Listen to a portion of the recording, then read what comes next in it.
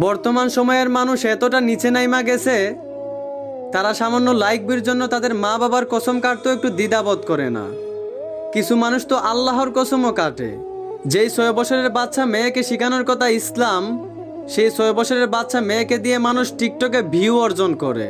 সাধারণ মানুষকে নিয়ে কি বলবো, এখন তো কিছু হুজুররাও টিকটকে আইসা নষ্টামি করে। যেই বয়সে নারী পর্দায় থাকার কথা, সেই বয়সে নারী বেপর্দায় চলাফেরা করে। আর দেশের মানুষ দর্শন কেন কমে না এইটা নিয়ে বাড়াবাড়ি করে। কথায় আছে, নিজে ভালো তো জগৎ ভালো।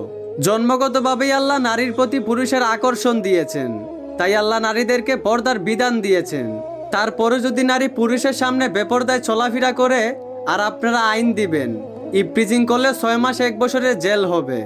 ঘরে বিড়াল থাকতেও যদি আপনি শুটকিটাকে সেইফে না রেখা বিড়ালের সামনেই রাখেন, আবার বিড়ালকে ওয়ার্নিং দেন শুটকি খেলে তোমাকে 10টা বেদ দেওয়া হবে, তাহলে বিড়াল বলবে তোমার এই ফালতু আইন আমার ঠেঙ্গেও মানে না। ঠিক তেমনি দেশে পুরুষ থাকতেও যদি নারী পর্দায় না থাইকা বেপর্দায় চলাফেরা করে, আর আপনারা আইন দিবেন ইপটিজিং করলে 6 মাস 1 বছরের জেল হবে, তাহলে আপনাদের আইনও দেশের মানুষ ফালতু মনে করবে।